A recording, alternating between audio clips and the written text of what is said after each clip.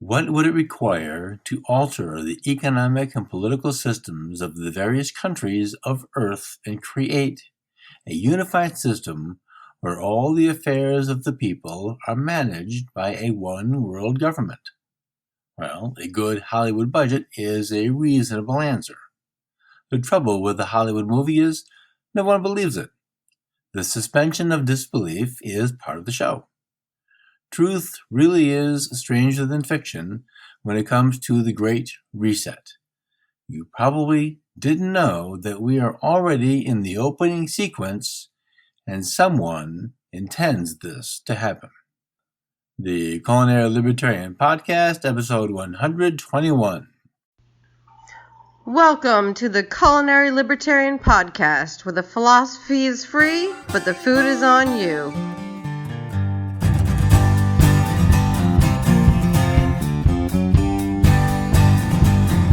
Hello, folks. Dan Reed here, the Culinary Libertarian. Welcome back to the podcast. Happy to have you here. Happy to be here. And as it is a happy new year, welcome, as some have said, to 2020.2. Michael Rectenwald returns as my guest today. Michael returns to the show to discuss the Great Reset and a series of articles he's written about this, which are published on Mises.org. Michael has a PhD in liberal studies and was last teaching at New York University. He is now retired. He has authored 11 books and in 2019 authored over 100 articles. Michael was here last to discuss the Frankfurt School, cultural Marxism, and postmodernism in advance of the Liberty Classroom release of his course on that topic.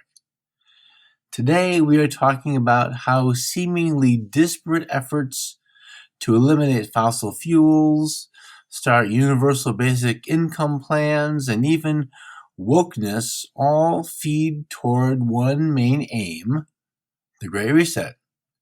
Michael, welcome to the show. Hey, Dan. Good to be here. Well, thank you. I've invited you on to talk about a couple of essays you've written discussing the Great Reset. For people who follow mainstream news, this might be an unfamiliar phrase. I searched CNN and MSNBC for the term and found exactly 0 matches. The absence of this term seems to put it in the fringe for most people, making it perhaps one of those, a conspiracy theory, and therefore easily dismissed. Now, I've read that the germ of the Great Reset can be traced at least as far back as Woodrow Wilson and the League of Nations. You started a series of articles about the Great Reset, and I want to read a quote from the first article. You write, quote, "The Great Reset means reduced incomes and carbon use. But Schwab and the WEF also define the Great Reset in terms of the convergence of economic, monetary, technological, medical, genomic, environmental, military, and governance systems. The Great Reset would involve vast transformations in each of these domains, changes which, according to Schwab, will not only alter our world, but also lead us to, quote, question what it means to be human," end quote. Now, just for people who don't know, Schwab is Klaus Schwab, the founder and executive chairman of the World Economic Forum. That's ambitious. On my part or theirs? No, on their part. That's a big bite. Yeah, that is. So what they do is they in some cases, Schwab and company describe what they think is going on, and then they switch into prescription or telling what they think should go on, and they sort of volley back and forth between the two seamlessly.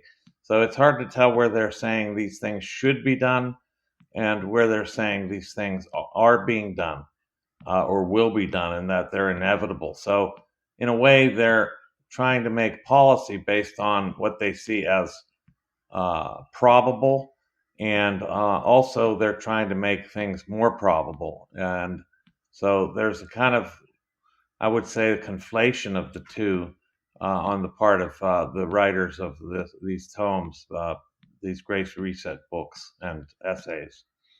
For people who don't really pay attention to history, especially 100-year-old history, and that would probably be everybody in American schools, if you read through it, on the surface it sounds, hey, this kind of sounds nice. Everybody gets stuff and there's no issues, there's no stress. But if you just stop there, it looks fine until you think about it for a minute. Well, how, they talk in words like, we have the plan, or, our vision of this. And then you have to think, why is your vision the better one? Not you, but these people who are doing this. Right. So they really do believe that they have a position that, that they have been advocating for some time. This Great Reset is not new. It's, maybe decades old in fact. And, but now they see the opportunity for enacting it with the COVID crisis. And COVID has presented them with a new lease on this project, which, I want to say from the outset is not a fait accompli. This is not a done deal. This is something that they are trying to enact by virtue of getting states and corporations to sign on to it. And they are managing to get a lot of corporate partners involved. And they are also penetrating states, as far as we can tell, in terms of the rhetoric coming out of the mouths of different state leaders like Trudeau and future leaders such as Biden. We see the same rhetoric that the Great Resetters are being used by those state actors. And then they do list a whole slew of corporate partners who are already on board with this. And this would be what they're calling about a new kind of capitalism, a new stakeholder capitalism, as opposed to shareholder capitalism, which is what they're trying to implement that's the upper level description of what they're trying to do. They're trying to say that there is got to be a change in capitalism, and the COVID crisis presents an opportunity, quote unquote, that we must, quote unquote, seize in order to bring it about. Yeah, there's a lot of aggressive language in many of the things that they write. And I saw a post on Facebook, for whatever the value is of that Spain is either considering or is already doing COVID passports, vaccination passports. Right. And the willingness of states and countries to just get on board with this is, well, frankly, I find it alarming. Yeah, it's a very alarming prospect. Medical passports is definitely one of the things that the WEF is promoting. And even they go much further than this, using AI and other technologies, not only to determine what people should be allowed to do, but also what they might do in the future, and therefore to preempt their actions on that basis. Yeah, I read something either he wrote or somebody else wrote where it's almost like that Tom Cruise movie where they're predicting predicting your behavior before you do it. Yes, and Schwab has said I think either in the COVID-19, the Great Reset, or the Fourth Industrial Revolution, that they would use brain scans to determine what you might be thinking in order to determine whether you should be allowed to travel at that time, or whether you should be apprehended, in effect. That's why it's a convergence of technology, economics, political ideology, genomics, medical science, and what else do I list there? Where did it go? Medical, genomic, environmental, military, governance, technological, economic, monetary. I think you've got it all. Yeah, monetary too. Yeah, monetary policy. Digital currency was probably one of the elements they have promoted. It is one of the elements they promote is digital currency, which would mean more centralized banking that becomes perhaps centralized on a global basis. Negative interest rates, such that if you don't spend the money in your account, your money will be dropping in value, so that you are being basically strongly encouraged to spend what you get. And that getting could come through universal basic income for a major portion of the population, basically because they will attempt to drive all production to these shareholder enlisted capitalists, corporate capitalists, and to drive it away from all other producers who are not on board. And that they would maybe institute enough regulations to make it impossible for small to mid-sized businesses to compete, and only major corporations will be able to meet the regulatory requirements necessary to operate. These are some of the things that are being floated. What I argue is that it would lead to a kind of neo-feudalism, kind of oligarchic corporate governmental elite on top, and a kind of feudal serf without any business possibilities or income increasing opportunities, and or freedom on the bottom. You mentioned the Schwab piece, the Fourth Industrial Revolution, and that was written by him in January of 2016. And I have a quote from that, which reads, quote, "Like the revolutions that preceded it, the Fourth Industrial Revolution has the potential to raise global income levels and improve the quality of life for populations around the world," end quote. Now, that sounds great. Who wouldn't want that? Yes. Now, of course, you can't answer for him, but what's the downside to that? Because I know we can't trust him. Well, So the downside what's is that when he uses the term global incomes, they're talking about leveling the incomes across the globe. except not for people like him? Right, not for people like him. This would be kind of a leveling of economic status globally.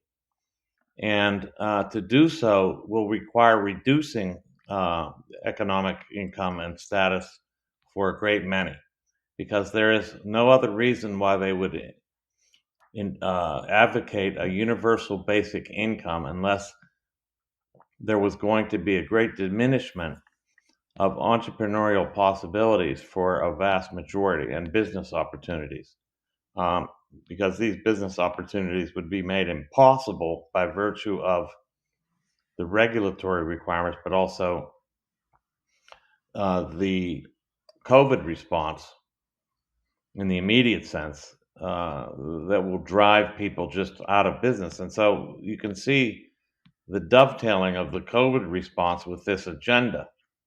The Foundation for Economic Equality, or Education. what's that? Education. Education fee has suggested that, by the time this first wave of COVID response is over, we'll have lost 50% of small businesses in the United States alone.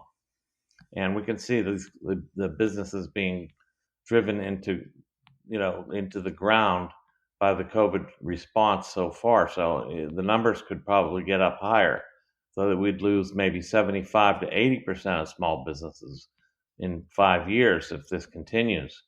And they see it, Schwab says there's no reason, and there shouldn't be any reason, to expect anything to go back to a pre-COVID normal, that we'll be living in a different post-COVID normal from here on. Nothing will go back to anything like it was before. And if they have their way, that would be the case. And so why would the COVID represent an opportunity unless, in fact, the kind of policies that are being implemented under under the COVID response are the kinds of policies that they see as good and necessary for the Great Reset. It seems that if given that they have apparently the means and the ability to do this, institutions like the U.S. Congress are just useful idiots. Well, they could be, yes. They'll just be effectively having this legislation introduced from the House, and then if the Senate goes Democratic, then they'll have it passed over to the Senate, and then it'll be enacted and rubber stamped by the executive. And so these things could very well be coming down. And you see the same language and rhetoric being used by Biden. He's picking up the rhetoric of the World Economic Forum and using it all the time. In fact, Building Back Better comes from the World Economic Forum. And it's also not limited to the usage in the United States. Trudeau uses the same phrase. Other leaders have used the same phrase, build back better. This means building back from the pandemic in order to create a different world on the other end, not the one we're not going to return to the pre-pandemic reality. You mentioned that you think this may go back 30 or 40 years, perhaps longer than that. A fellow named Anthony P. Mueller wrote an article called The United Nations and the Origins of the Great Reset, and frankly, it reads like a horror story. The level of evil is amazing. It's horrible, but it's amazing. Mueller quotes a name astute readers will recognize, Julian Huxley. Yeah. And he writes from him, quote, to achieve the desired evolutionary progress, quote unquote, of mankind, the first step must be to stress the ultimate need for world political unity and familiarize all peoples with the implications of the transfer of full sovereignty from separate nations to a world organization, end quote. Now, it's beyond this episode to delve into that part and certainly everything in his article, but that is, if people aren't chilled by that, right. Well, I don't know what's going to chill them. I don't know what else to do. Martin Armstrong, in his piece, called it domestic violence, and that's really what it feels like. It feels like we're beaten up. Yes, definitely, we're being abused, and what the COVID crisis represents in this perspective is a kind of a sort of test case to see just what and how complicit the population would be under such circumstances. And it looks to them to be quite promising. Klaus Schwab has even said that he was very much pleased by the way mask adoption and lockdowns have been accepted around the world. So this COVID response is and the response of the population to the governmental responses looks really peachy to him. It looks like the people are willing or at least afraid not to adopt and adapt to this great new normal that they're talking about. For reasons that escape me, I think a great many people are willing to accept that the government has their own best interest at heart, and so if they said to do it, then go ahead and do it. But I don't know where this optimism comes from. No, and there's also a kind of bribe being offered to the population. One of them is that you would have, in exchange for a propertyless future, which the World Economic Forum announces prominently as an object or a goal for by 2030. In exchange for a future without property, you would have no debt, and all your debt would be forgiven. And also, but part of the exchange would also mean being willing to vaunt a medical passport, to stay current on any vaccines, to effectively continue with any sort of regime implementation that they expect. You will sign away your life in order to get out of debt. That's really what the is on offer here. That's a devil's bargain for sure, because that's not there's no part of that is a deal for Right. you. I'd rather keep my debt or just you know just basically default on it than to sign away all freedom in exchange for debt relief, which is really what the sort of offering is, that you will have freedom only if you sign away your life, according to them. Basically, you have to abide by these precepts, or you won't be able to travel. You won't be able to uh, have free speech in the public square. You won't be able to do anything unless you subscribe. So it's a threat and it's a promise at the same time. They're threatening and they're promising. Basically, if you don't do it, you will have no freedom. You will have no mobility. You will have no freedom of association. You will have no religious freedom. You will have no freedom of association or any other kinds of freedoms that we have expected, at least in the United States and elsewhere. These will be foregone. These will be completely eradicated if you don't subscribe. So it's kind of like damned if you do and damned if you don't. And so there's this reason why you use the word evil.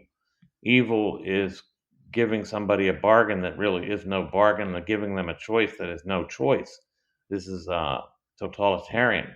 You would think that of all the brains involved in this, that one of them has cracked the history book, because some of these spans have a long period of duration, but they don't work out well, and it seems like they're just really committed to making an underground, a black market and an underground Right. for the things that they prefer not to see. It would seem so, yeah. To the extent that a black market could persist under a digital currency, because if you have a digital currency and centralized banking, completely centralized banking, then every exchange can be regulated. In effect, every exchange will be known, and so black market producers and sellers might be out of the picture in the first place. Because they won't be permitted to accept digital currency, or perhaps because the buyers will not be permitted to participate in a black market. So the black market could be foreclosed in advance. Now, the Schwab article I mentioned that he wrote a few years ago, it reads to me like something that Kropotkin would have written. Now, I mentioned at the opening of the show your last visit, where we discussed the Frankfurt School, postmodernism, and cultural Marxism. Right. Are there shared threads between those ideas and the Great Reset beyond the central planner? Oh, I think that those movements have been sort of cultivating the soil on which is intended to grow. The whole cultural Marxist agenda is being now recuperated by this Great Reset group as a kind of as something that has prepared the population, or a good proportion of them, to go along with the socialist agenda that is on the table here. This kind of socialism, this what I call corporate socialism, with corporate oligarchs on top and everybody else in a sort of feudal serf position below. It looks to me like cultural Marxism and postmodern theory, because postmodern theory really dovetails into the transhuman aspect of the Great Reset. It looks to me like these two have been, and others, the whole woke culture is part and parcel of an ideological preparation for this. As fancy as it's getting with electronics and corporate socialism, if you read carefully to it, it still looks like the same old Marxism, class envy and the polarization of labor versus investor. It just looks like Marx on steroids. What's different? What's different is that that there is no overthrow of capitalism per se. It's just a kind of a socialism only on the ground only for the masses, whereas there's capitalist corporations still in power and still gaining, not so much in power, I'm sorry, but now put in power and in connection with the state, a collusion between state actors that looks more like fascism than it does standard class socialism. But I don't want to call it fascism, as some people have suggested I should, because they're not using fascist rhetoric or ideology in order to promote it. They're using the old-fashioned socialist ideology: fairness, equality, equity, shared destiny, common good, things like this.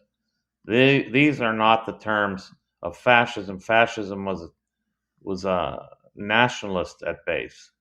So they're using a global socialist rhetoric and ideology in place of fascist ideology, but establishing the economic fascism that the fascists aim to achieve, except on a global scale. How else can I put it? Well, I don't know. I think that's probably as close as intelligible as it is possible to say, but I'm just thinking, what are the challenges in explaining this? And it's because so many of the terms to describe either ideologies or economic systems come with a set of baggage and Right. personal interpretations. It's really hard to be plain. So you said it's capitalism, and I know what you mean, but I know that there are people who are going to Object to that. have their own thing about that. So I'm thinking there's this good Gary Chartier piece which says, okay, well, what does capitalism really mean? And it can be crony capitalism. It can be governments giving favor to certain, which is kind of splitting hairs on those two, or we can get closer to what we mean by voluntary exchange or markets. Yeah, this has And nothing to do with free markets. This is cronyism to the max. Like, it is cronyism to the exclusion of free markets. So, yes, I use the term capitalism with all its baggage and filthy connotations, because that's the way leftists would talk about capitalism, as this. They don't distinguish between cronyism and free market capitalism. for the left, capitalism is an epithet. Right. So it's the epithetic use of it that I'm going with, because then maybe, just maybe, some leftists will wake up to what we're talking about here, and they'll reject it as well. Otherwise, we're left in a kind of silo of libertarians and right-wing people who will reject it on other grounds, rather than that it's capitalism plus socialism combined. That's really what it is. It's capitalism and socialism simultaneously. It's a mind screw of the fifth degree. I mean, they're going to implement. The aim is to implement a kind of system that's a hybrid, kind of amalgamation between the two, that'll please both the capitalist class at the top and the socialist bedwetters at the bottom, for lack of a better term. It's a good term. You mentioned Biden, and I'm pretty sure the whole world knows that the U.S. recently had an election. There's a lot of talk.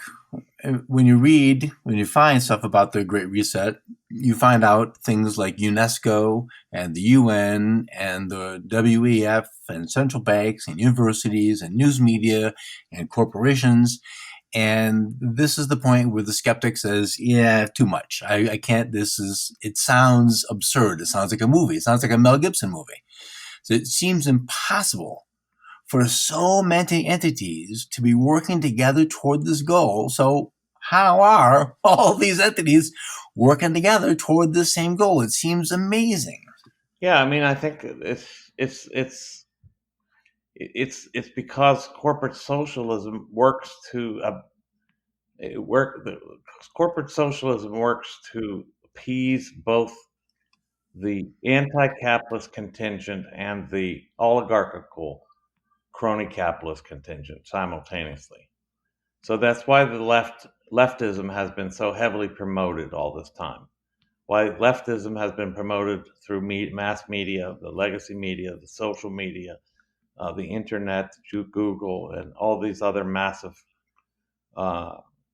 would-be monopolists why they have been promoting leftist ideology to the exclusion of everything else, why they've been censoring, why they've been deleting, why they've been blacklisting, why they've been gulagging, in effect, everybody but the left, and why they've been promoting leftism all this time. It makes perfect sense now, if this is the case, that they're in on this corporate socialist agenda, which is the Great Reset.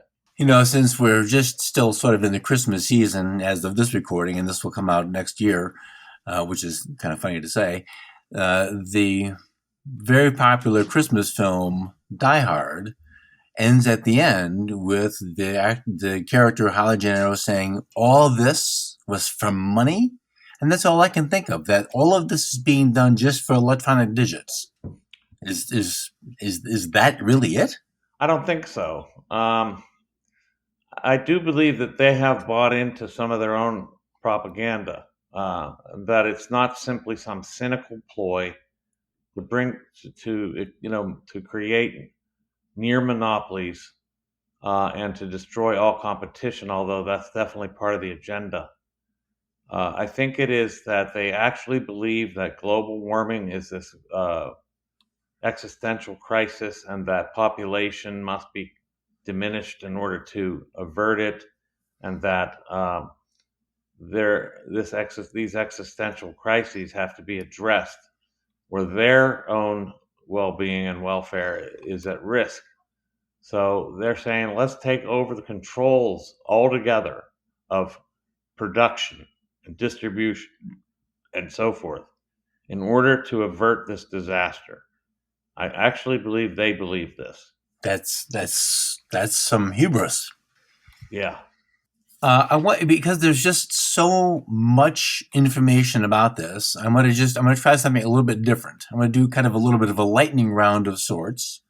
I just want to say a phrase, and a couple of them we've talked about, but we haven't really, and you haven't got to go, you can go as long as you want, but just to give the listeners some intellectual ammunition to recognize that when they hear these things, this is all tied together, like the Build Back Better. This is all part of the same thing. Yeah. Transhumanism. Yes, transhumanism is definitely a piece of all this. And this is really the merging of machine and human capabilities, and this being held out as a promise to the transhumanist community and others that this will be a means of overcoming death, and furthermore, instant knowledge acquisition through being connected to the internet immediately through our own brains rather than through some sort of a device. This kind of world knowledge will be available at the blink of a neuron, and that you will have these capabilities. But this has, I think, been a lost leader. Transhumanism is a lost leader. That is, it's a dummy that's being floated as a promise, and then will be involved in a bait and switch routine. In effect, they're not going to, if these people have all this power that they assume they have, they're not going to allow for the masses to have eternal life based on transhumanism. They're not going to allow us to have, total knowledge based on transhumanism. That what they're going to do is use it as a means of control, and therefore transhumanism is a bait and switch routine. And what they're doing is what they would do is instead use these technologies to control the population in ways hitherto unimagined. That is to say, track, trace, even input thoughts, and as well as gleaning your mental states from your brain directly, and also your genetic makeup, your disease states, and all these things at once, by implants, by brain scans, and so on and so forth. I never saw it, but there was a Keanu Reeves movie with something to that effect with the chip put in his head. Yeah, and chips have been. This is being floated by what's the Tesla's founder name? I can't. Elon Musk for a while now, and he said that this is a very likely possibility. And I've been reading into AI, and my novel Thought Criminals premised on this possibility that they will be able to take nanobots and have them attach themselves to the neurons of the neocortex and conduct information flows directly to the internet, or what is now called the internet, which could be a centralized data processing and database system. Eugenics. Well, eugenics is of course, this is the breeding towards better people, so to speak, but really it also means the disappearance of genetically fit varieties, and therefore it could amount to a kind of high-tech birth control and or a death a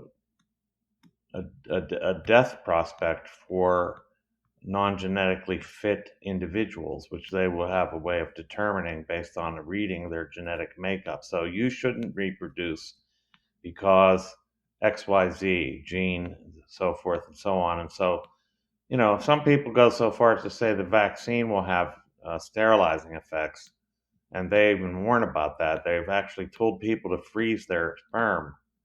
So it's not that far-fetched to suggest that this iteration of the vaccine or future iterations could be used for eugenicist purposes, or other types of injections or implants might be used for eugenicist purposes to stop reproduction. Hopefully not to kill anyone directly, but to at least control reproduction. Well, if you have exchanged your sovereignty for a clean credit score, pretty much they can do what you want. Right. Exactly. I mean, that one would think. Social credit scores. Oh, well, yeah. As your listeners must know, this is already active in China. And by the way, just as an aside, I think China is the model for all this, for the whole Great Reset. It's a force in its own right, but it's also a model for the globalists' agenda. Social credit scores will be implemented vis-a-vis and as using vis-a-vis medical passports, using the COVID virus and other mutations of the virus as a pretext in order to track, trace, and forbid people from traveling, and so on and so forth, just as it's used in China in connection with smart city surveillance and 5G enabled smart city technology. Private property / self-ownership. Yeah, I mean, I've already mentioned that this is on the table for being lopped off for most people. That they'll be offered a basic deal where they'll surrender not only their personal property now, but the future possibilities of having it in exchange for debt relief. And then also whatever they want to do to you. Whatever other contingencies they put on that deal, yeah. Right. Decade of action.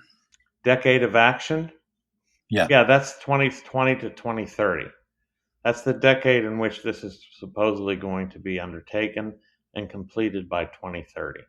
2030 is the target date for the reset to be in full play. Now, in the reading I was doing, and I can't remember where I came across it, but there was a suggestion that a lot of this was going to come about because of COVID-19, which you've discussed. And then this author listed COVID-21, and I said, well, now that's interesting. How do they know that? Exactly. You can expect COVID-21, possibly 21.5.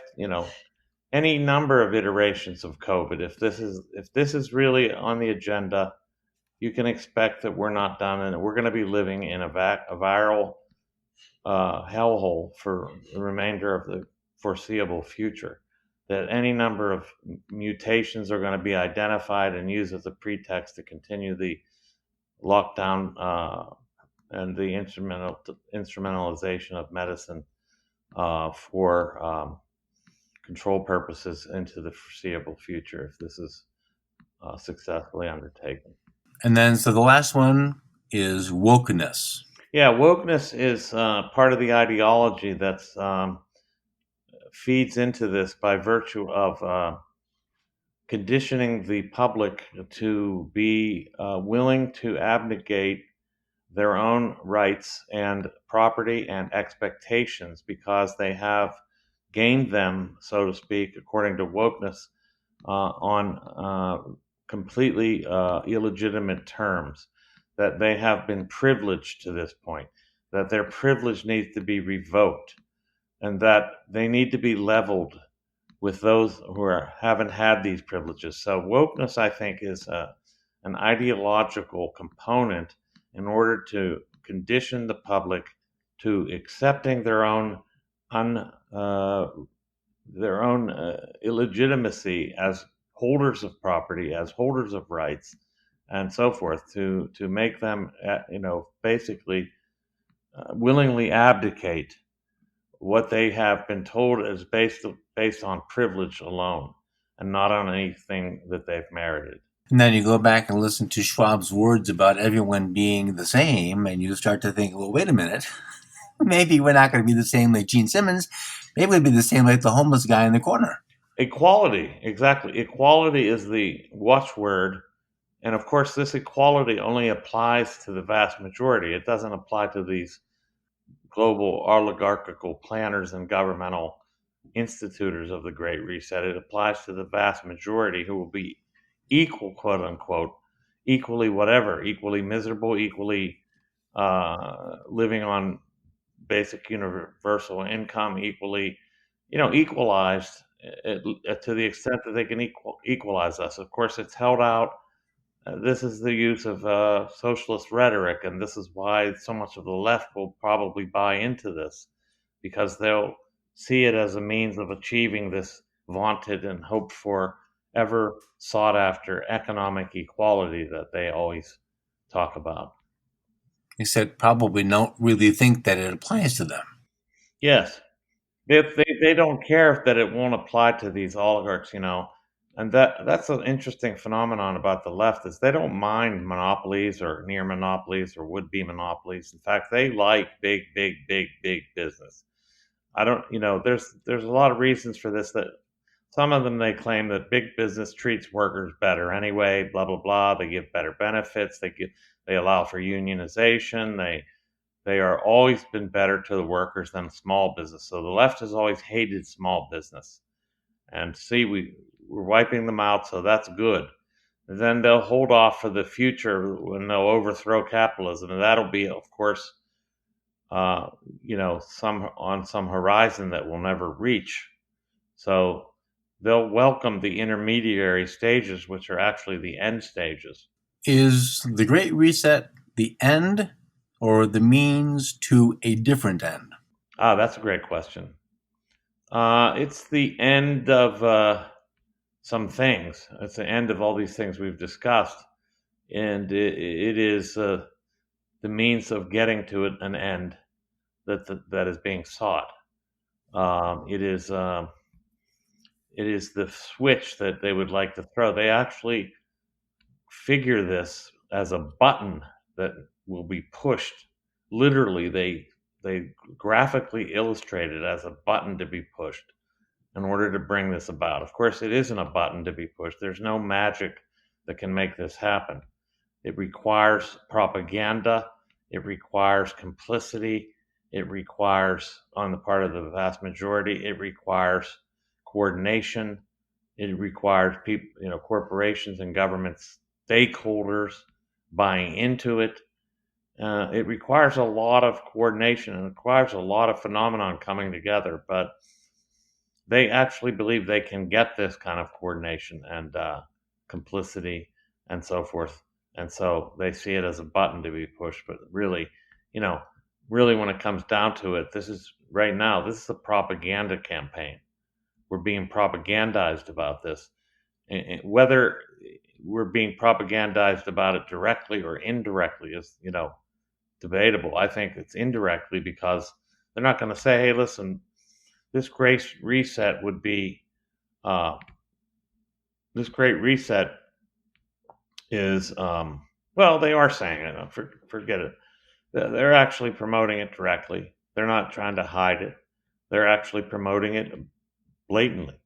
So it's not a conspiracy theory. This is a conspiracy fact, or a fact that there are conspiracists who are attempting to do this. Some of them much more plainly than others. Right. Some more plainly than others. It'll be less. The rhetoric and so forth will be mitigated in the United States for various reasons, largely having to do with our history, the legacy of uh, the value placed on liberty and so forth, and of course, also the degree to which we have resistance in the what will they call the deviationists, or the resistors in the vaccine resistors in the far right, as they'll call them. Anybody that doesn't go along with this will be deemed far right. In the United States, the rhetoric is slightly inflected by different rhetoric, but it's still looking at the end as the same. In other words, they're not going to say, "Look, we're going to implement global socialism here," but they will talk about equality, and they'll use the principle of equality de jure by law, the equality of standing that each citizen has in the United States, and they'll use that and slippery slide it into economic equality, which is, this new corporate socialist economic equality for the vast majority. I want to see if we can find something positive to take away from this. But first, let's take a moment out for a word from Jake from his Tasting Anarchy podcast.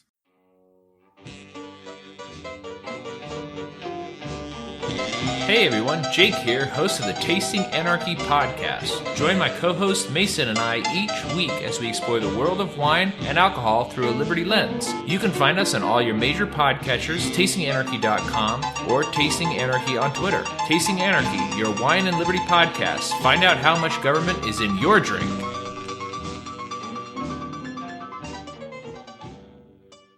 This idea of a one-world government, social credits, digital currency, loss of private property and sovereignty is very depressing.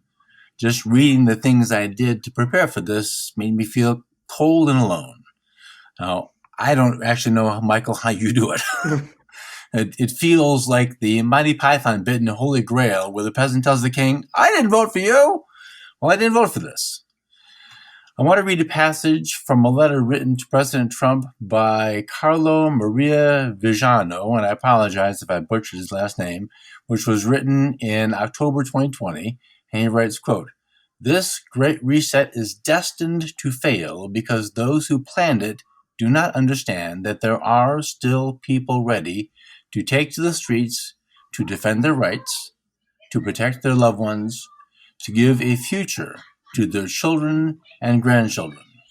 The leveling inhumanity of the globalist project will shatter miserably in the face of the firm and courageous opposition of the children of light." End quote. That sounds hopeful. Yes, I mean that's a hopeful prognosis, and I do think that the United States, in particular, is the last bastion here, and that is that we have a long history and tradition of classical liberal values, that we hold on to liberty and our rights with much more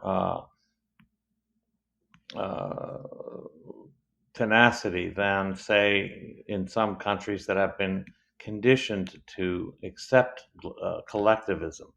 And we also are not in the same position that, say, the Russians or the Chinese were before the communist revolutions there, because of this history and the Constitution and Bill of Rights.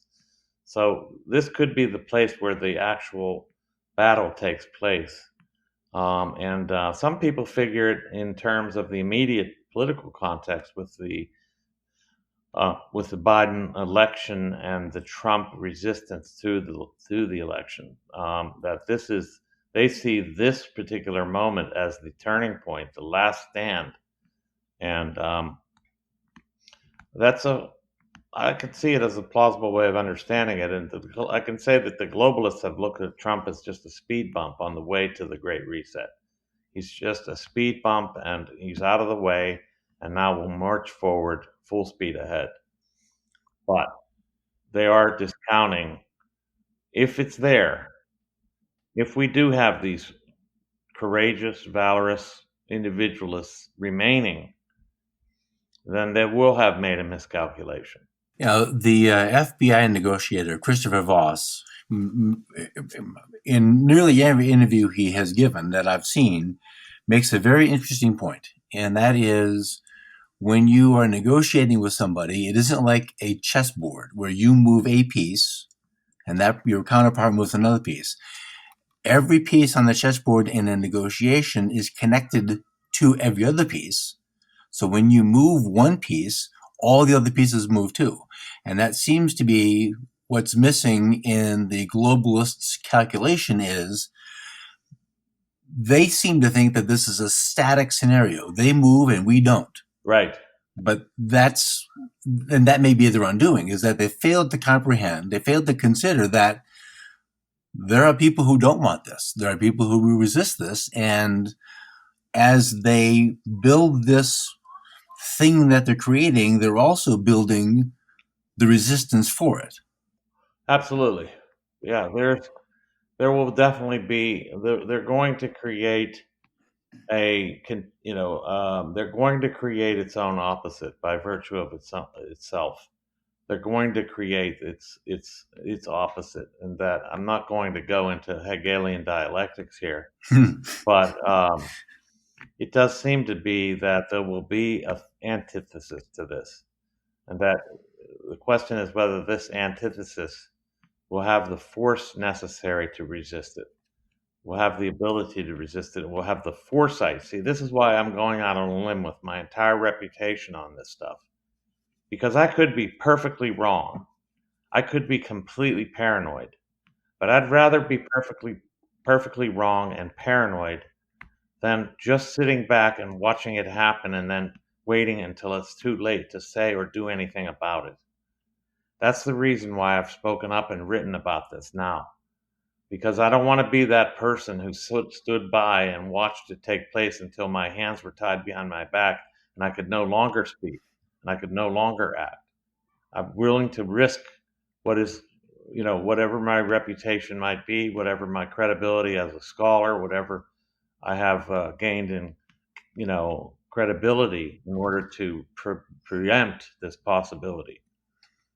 Well, and you mentioned that in the end of your second article. So tell us what is, I'm going to say your prescription, and perhaps that's the wrong phrase, but what do you see as our way to take a stand against this? Well, I'd like to refer, if I might, to the figure that I use in my recent novel, Thought Criminal. We have to create networks of thought deviationists, of people who will not accept this collectivist ethos, that will not accept this, and that we have to continue to create and build these networks through podcasts like your own, through associations of like-minded people, not collectivities in themselves, not collectivists as such, not leftists, not adopting leftist political tactics, which is just to turn into a mob, but rather to continue to articulate our individual selfhoods as against this contagion that is really being unleashed upon us. So my idea is to continue to build networks of individuals who will not abide, and then those associations have to help protect the individuals in them. They have to do something for the individual. They have to be for the individuals in them first and foremost, so that we don't create another global mob in replacement of the global mob they're trying to make us into. Two things before we go. First, mention your new book again, which you just talked about, and then steer us to some resources for accurate information, since there isn't much, to easily find about the Great Reset. Well, my new novel is called Thought Criminal, and it's placed in a future setting in which there's this entity called collective mind, and collective mind is a overarching database and processing system that basically is used to completely gain all knowledge over everything existing in the social world and beyond, and control thinking vis-a-vis nanobots and artificial intelligence. The way to stay abreast of this is actually going to be to read everything, not just what I've written, but everything you can find, including conspiracy theories, what you might deem otherwise to be conspiracy oriented. Because, as I said, it's more dangerous to neglect this than it is to be buying into irrational, even embellished or exaggerated versions of it. It's better to read and weigh all the evidence you can find rather than to dismiss anything offhand, because the future could depend on whether we get this right, whether we read it right and oppose it properly. Your statement, read everything, no matter what it is, and then figure out what you want to exclude, reminds me of your friend and perhaps co-worker at the time of Mark Crispin Miller. Yes. Just devour everything. Mark Crispin Miller has the same exact ethos. He says you should, the truly scientific method is skeptical, but it doesn't dismiss possibilities out of hand. That you must read and learn and investigate in order to get at an adequate understanding and theory of the phenomena that you're looking at, and not to dismiss theories out of hand, not to dismiss different conclusions in advance, so that you don't miss possibilities that might seem otherwise outlandish, because there have been other outlandish things that have turned out to be the case. I would even say, don't shy away from those sources that you have been trained or indoctrinated or habituated or conditioned to deem as ridiculous from the outset. Well, that sounds like pretty good advice. So, wait, here's my Columbo moment. Sorry, sir, one more thing. Yeah. How can people follow you? Everything is on michaelrectenwald.com. Michael Rectenwald, RECTENWALD.com. You'll get links to all my books. You can buy my books directly from me or from Amazon. You can read my articles. I have another one coming out on the Great Reset on Friday. That's Friday the 1st of January. So that'll be after this broadcast. It'll already have been out. So keep track of me at michaelrectenwald.com. Very good. Well, I will put the links to the articles we talked about, your website, the link to your fiction book on the show notes page, which is culinarylibertarian.com/121. Wonderful. Michael, thank you for your time today. I know, you're stacked up like cordwood. Yeah. But go grab something to eat. I know it's late, but thank you for your time. I do appreciate it. My pleasure, man. All right, folks, that's going to do it. I'm going to add links to articles I mentioned, including Michael's 3 on the Great Reset, to the show notes page. I will also add the link to Michael's Liberty Classroom course I mentioned. Those will be linked on the show notes page, culinarylibertarian.com/121. A new year means new goals. Uncluttering the mess of 2020 is one good way to start. Use my affiliate link to sign up for the Conquer Your Clutter Super Bundle webinar. The bundle goes on sale January 11th, but you can sign up now to get an email notification when the bundle opens for sale and also how to watch the webinar and learn more. Register at culinarylibertarian.com/unclutter. Please share this episode to your friends on social media. And when you see it on social media, give that a like. Also, please like the show on your favorite podcatcher and give a rating and a review as well. Have a great first week of 2021, and I'll see you soon.